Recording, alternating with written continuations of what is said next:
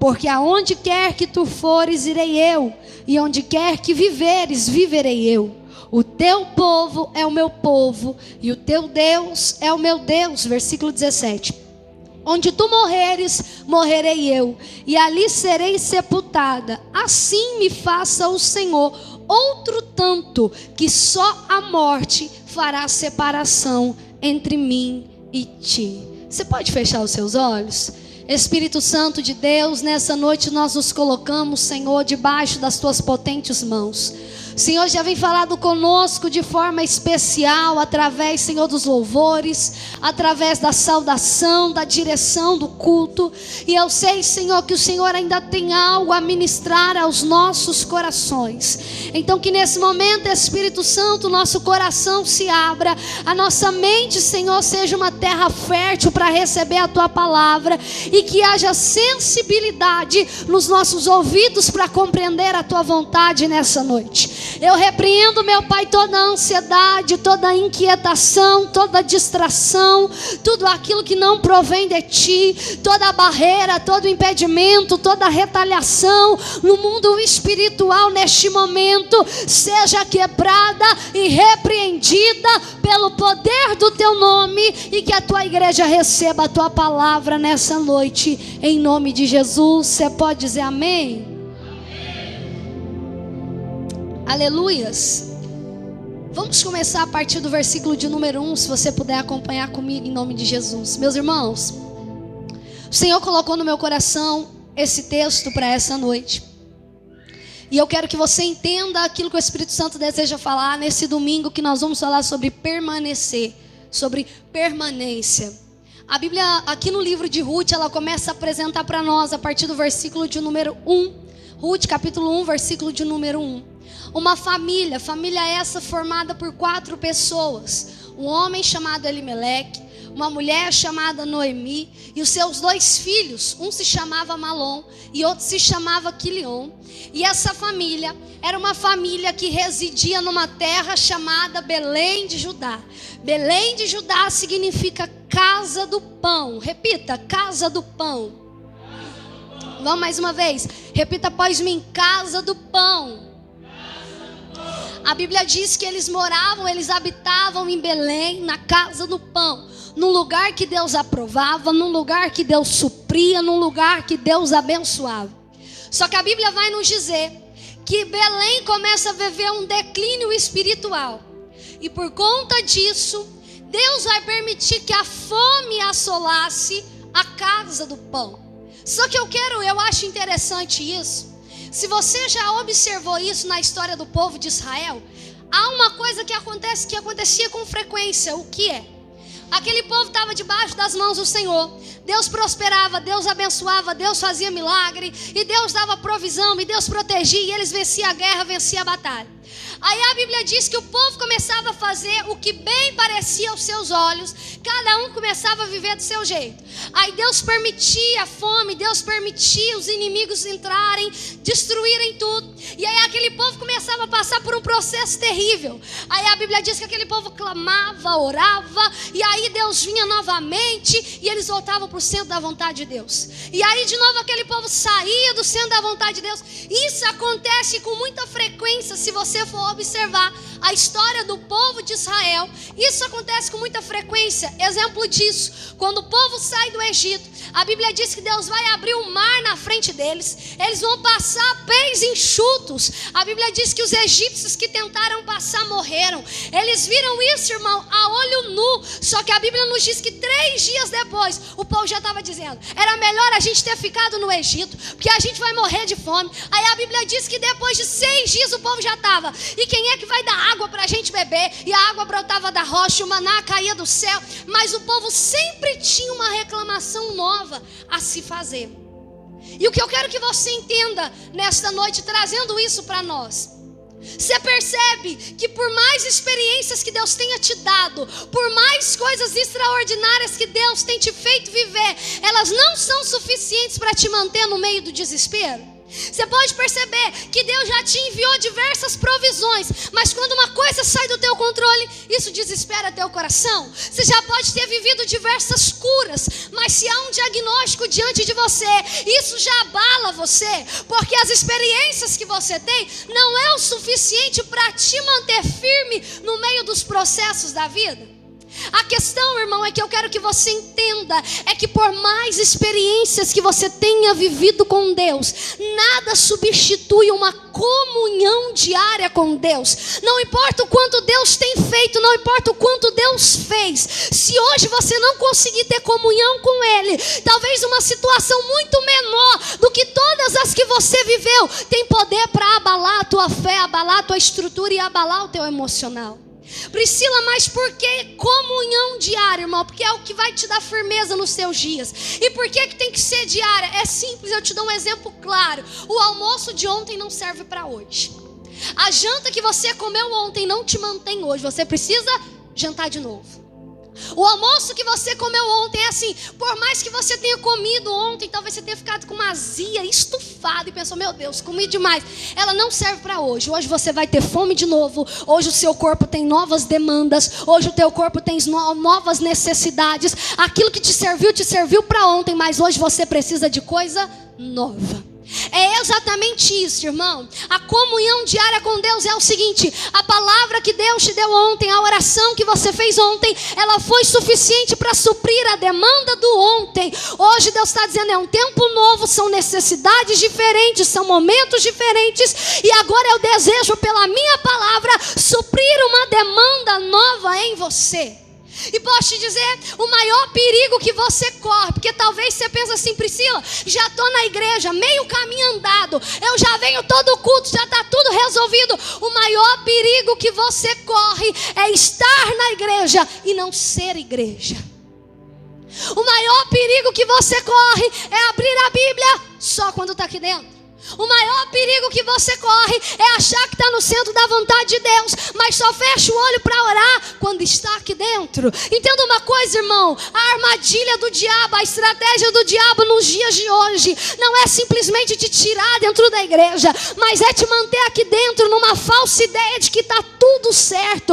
E Deus está dizendo que vai te manter firme na caminhada lá fora. Não é só aquilo que você faz aqui, porque aqui é a fatia do bolo. Deus está dizendo, é a comunhão diária que você vai manter lá dentro da tua casa, porque lá dentro, eu já disse isso, a atmosfera do culto não está lá, o pastor não está lá, a banda não está lá, não tem ninguém para colocar a mão na tua cabeça e profetizar. E é por isso que o Espírito Santo está te convidando, está te atraindo para te dizer, mergulha na minha palavra. Você serve a um Deus que talvez você nem conhece Ele, e Ele está dizendo, me conheça pela minha palavra. Talvez você conheça a Deus pelo que Ele fez na vida de alguém, talvez você conhece a Deus pelo testemunho, você conhece a Deus pelo que é dito, mas Ele está dizendo, vem me conhecer face a face, eu quero me revelar a você, e você não entrará mais em desespero no dia da tua aflição, no dia da tua angústia, você suprimento, no dia da tua dor, eu vou ser bálsamo. Você vai continuar se desesperando, enquanto achar que só esse ambiente é o suficiente, e Deus te chama para uma comunhão diária nessa noite. A Bíblia nos diz, no versículo de número 1, que por conta da fome que estava em Belém, Elimeleque decide juntar a tua família e peregrinar pela terra de Moabe. Escuta isso. Elimeleque ajunta a sua família, porque a fome está assolando a terra em que ele está. A fome está assolando porque Deus permitiu. Deus permite a fome como um processo pedagógico. O povo estava fora do centro da vontade de Deus e Deus permite a fome. O que é um processo pedagógico? Um processo de ensino, um tratar de Deus. E eu posso te dizer uma coisa, Elimeleque não recebe uma direção, Elimeleque não recebe uma palavra, Elimeleque não recebe uma revelação. De nenhuma forma Deus manda Elimeleque sair, mas ainda assim, por causa da situação, ele pega a sua família e sai. E eu já quero liberar algo sobre a tua vida. Não saia do processo que Deus te colocou, até que Deus alinhe o que Ele quer alinhar em você. Não fuja da situação que Deus está permitindo você viver, até que Deus alinhe o que Ele deseja fazer com você. O problema é que a gente é que nem Elimeleque. Aqui não tem pão, vamos resolver. Vamos para onde tem pão. A gente quer resolução. E Deus está dizendo, resolver a situação não vai te ensinar nada, mas viver vai te mudar. É o que Deus está dizendo. Tem coisa que você está quebrando a cabeça tentando resolver. Tem coisa que você está quebrando a cabeça tentando achar a solução. E Deus está dizendo para alguém aqui nessa noite, você não encontrará a solução no centro da minha vontade. No centro da minha vontade, Deus está te propondo um processo. E Deus está dizendo, é vivendo Ele que eu vou te tratar. É vivendo Ele que eu vou te mudar. Então não fuja do que Deus está propondo, até que Deus te alinhe como Ele deseja. Não tente resolver o que Deus está te permitindo viver. Diga isso para alguém, não tente resolver. Vamos de novo, diga assim, não tente resolver o que Deus está te permitindo viver. Não fuja disso. Só que olhe para cá. Elimeleque vai para Moabe com a sua família. No versículo de número 1, a ideia dele, você vai ver ali, é peregrinar pela terra. Mas no versículo de número 2, o texto diz que quando eles chegam aos campos de Moabe, eles ficam ali. Agora entenda isso. Elimeleque tomou uma decisão, e eu preciso que você escute isso. Vendo por uma ótica física e não vendo por uma ótica espiritual. Vê se a gente não faz isso. Percebe que a maioria das suas decisões é vendo pelo lado físico e nunca pelo lado espiritual. O problema de Elimeleque era o que? Fome. Na casa do pão não tinha pão. Então o que eu vou fazer? Saio daqui e vou para Moabe. Resolvi o problema do pão.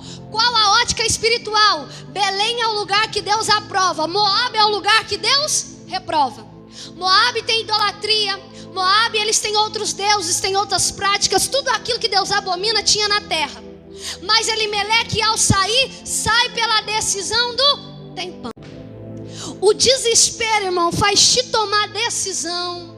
Decisão que você não podia ter tomado. Quer um exemplo disso? Quantos de nós, no desespero de um emprego, entrou em qualquer porta e disse, Deus abriu? Quantos de nós, no desespero, entrou em qualquer curso, qualquer ideia, qualquer proposta, qualquer coisa que colocou, Deus que fez, Deus que colocou na minha frente? Quantos de nós estamos nos aproximando de amizades, dizendo que foi Deus que aproximou de nós? Quantos de nós entrou em casamento, namoro, noivado, dizendo que Deus que uniu e Deus nunca fez isso? Sabe por quê? Porque a gente gosta de mentir pra gente mesmo.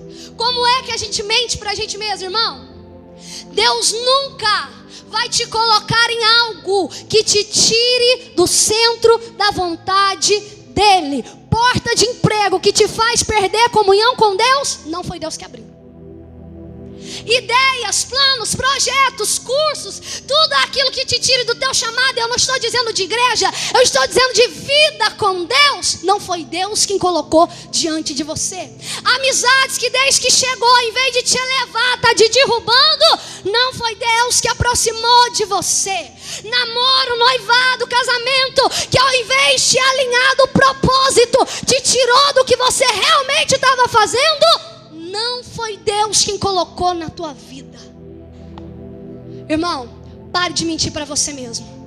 Aquilo que Deus coloca te acrescenta. Aquilo que Deus coloca te faz crescer. Aquilo que Deus coloca te muda. Aquilo que Deus coloca prospera. Se você orava pouco, quando Deus coloca alguém realmente no centro da vontade dele, você ora muito mais. Se você lia tanto a Bíblia, Deus coloca alguém do teu lado, tu lê muito mais. O que Deus está dizendo é a porta de emprego que ele abriu para você.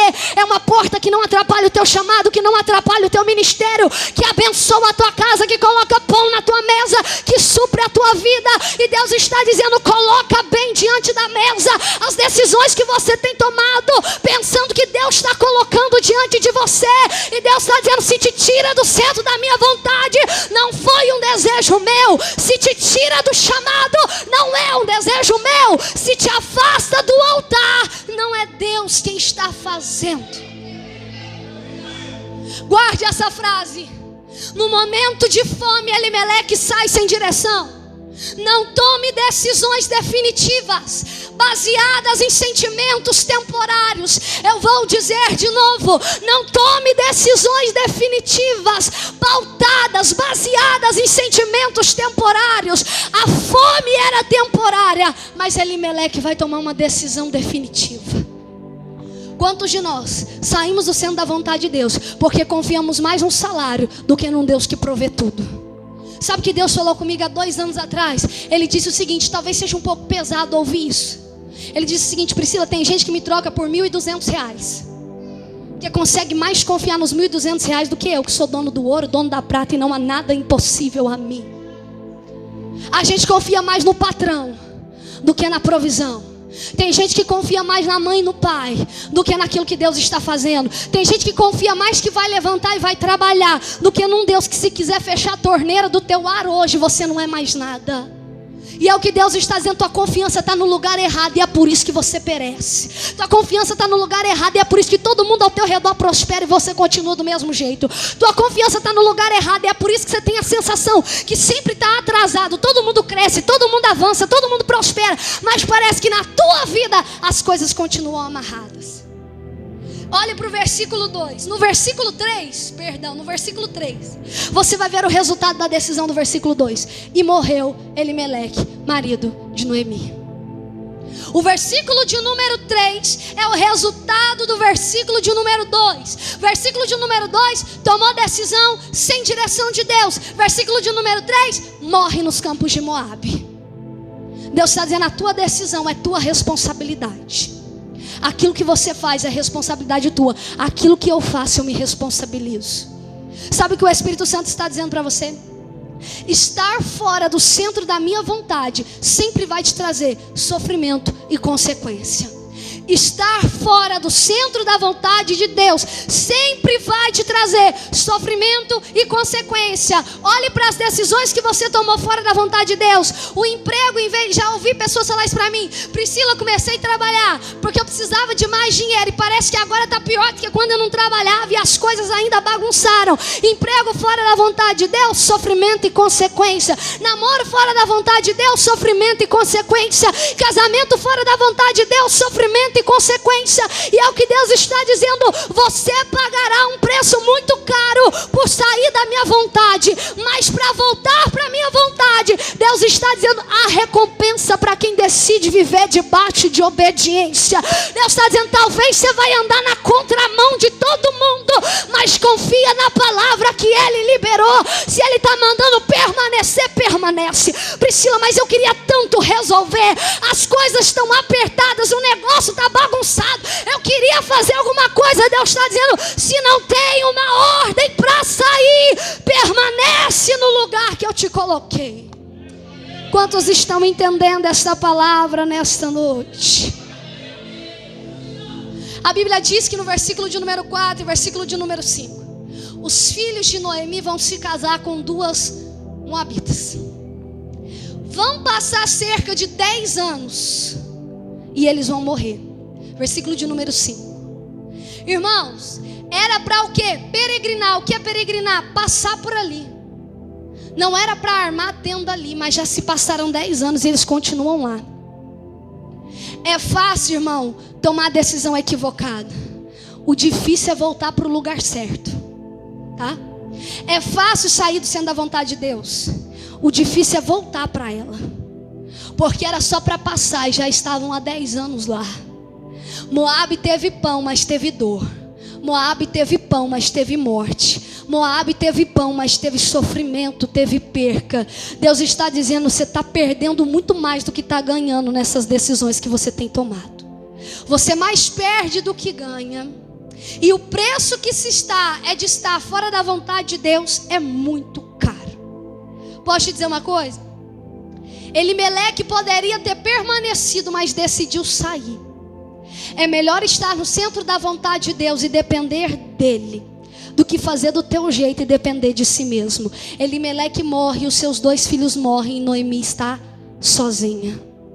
Deus está dizendo, talvez você precise tomar uma decisão, ou talvez você já tenha tomado uma decisão. Sinta o peso das consequências do que você está fazendo, mas o Senhor está dizendo, nunca é tarde para recalcular a rota e voltar para o lugar que eu desejo. Nunca é tarde para refazer o caminho e abrir mão de algumas coisas e fazer o que eu quero. Versículo de número 6 é o caminho para encerrar. A Bíblia diz que Noemi ouve falar que voltou o pão para a casa do pão, para Belém, e ela decide retornar. E o texto diz que ela fala para as suas 2 noras, dizendo, olha, eu estou indo e vocês voltem para os seus deuses, voltem para a tua casa e voltem para os seus pais. A Bíblia diz que elas vão chorar, mas o texto diz que Orfa, ela vai beijar a sua sogra, versículo de número 14, e ela vai embora. Eu quero que você entenda isso. Orfa, quando se despediu de Noemi, ela se despediu do seu futuro. Diga isso, Orfa, ao se despedir de Noemi, se despediu do seu futuro. Ruth decide ficar.